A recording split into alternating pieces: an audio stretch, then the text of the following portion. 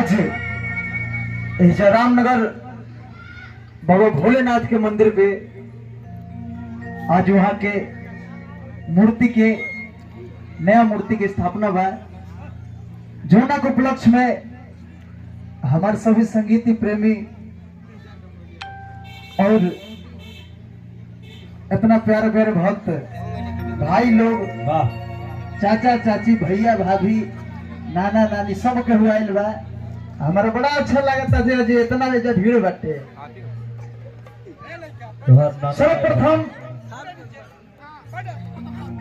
जितना जानी बानी जो उपस्थित और हमारा आवाज जहां जहां तक जाता भैया, आप सभी के दिल से सादर प्रणाम। और लड़का से कोनो गलती हो जाए, कोनो भूल हो जाए तो क्षमा कर दो जाए।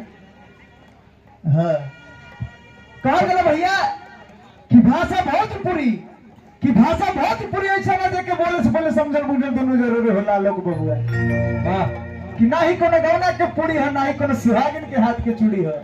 ये तो दुश्मन के गर्दन पे चले वाला छुरी, और ये भाषा भोजपुरी है। वाह वाह, है ना जी? सादर बड़ा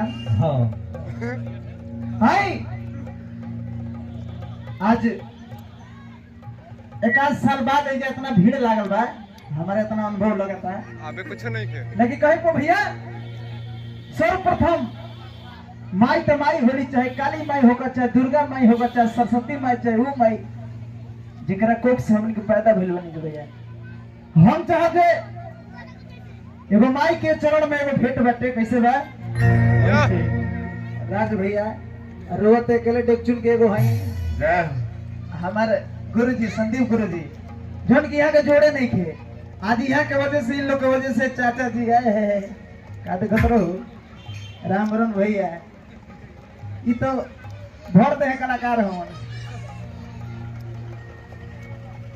जा एगो लड़का बटे जो न माई के दरबार में जाता,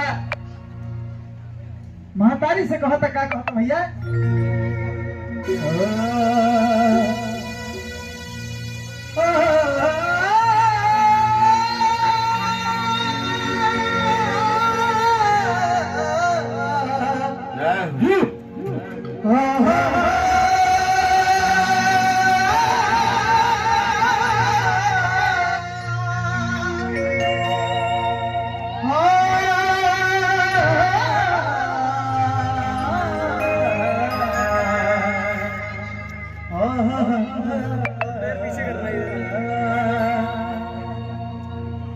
हमरा बड़ा अच्छा लगता जोन की आज हमारे पिताजी भी आके हमारे आशीर्वाद दे तनी बार बार चरण स्पर्श करो।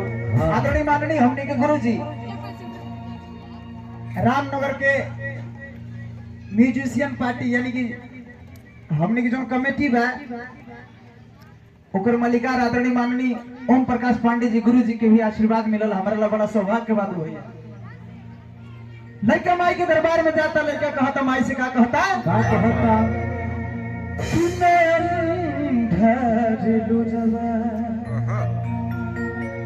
और बछा छनत करे जा कि छूटल भी नहीं खे और अचरा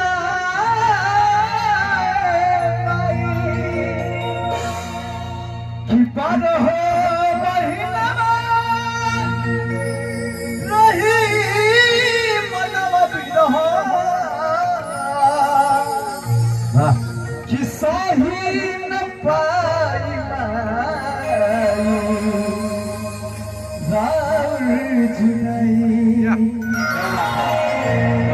राम राम भैया। रोए लोग से सीख ले बानी जा, हमारा साथ इतना अत्याचार मिल हमारे पता ना।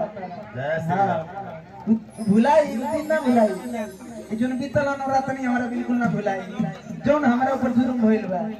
लेकिन कहे के बा टॉपिक पे आए बा हरणी नाना जी जसवाल नाना जी आपो आज रुआ जी लड़का कहता हां कहता हो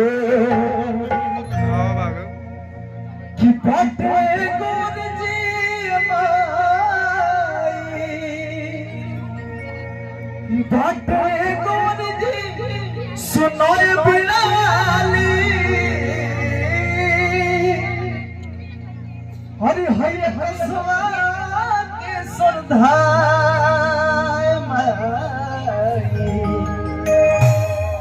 कि पुरई तू आज ये मंदिर है जन के हमने कीर्तन गावल जाके जब 2-4 लोग ना जुटे आज उहे दिन है के इतना लोग जुटल बड़ा अच्छा लगता है। वाह कि अकेला जन्म मोरे माई कि अपन बचले बनई तूनु हो हम चाहते ऐसे जे बाटे भैया सबको तने प्रेम से जयकारी लगाई दोनों हाथ उठा के प्रेम से बोले सरस्वती मैया की एक बार और प्रेम से जयकार लगाएगा प्रेम से बोले सरस्वती मैया की वाह क्या कहा गया आइए बात करी है जी सुना रे महातारी बात करी है जी सुना रे महातारी झुलवा झुला बच्चिया लागे बड़ी प्यारी झुलवा झुला बच्चिया लागे बड़ी प्यारी तुम्हें काज सब घर राम रतन का तुम कौन है लड़का श्रद्धा पूरे तू अगला जन्म मोरे भाई अगला जन्म मोरे भाई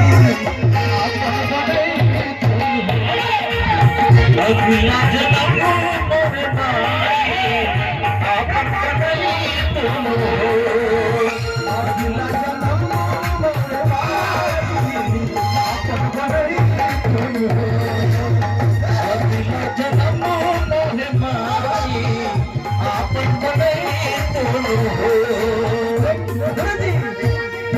हमने क्यों गीत गाने जा थोड़ा तेरे भावा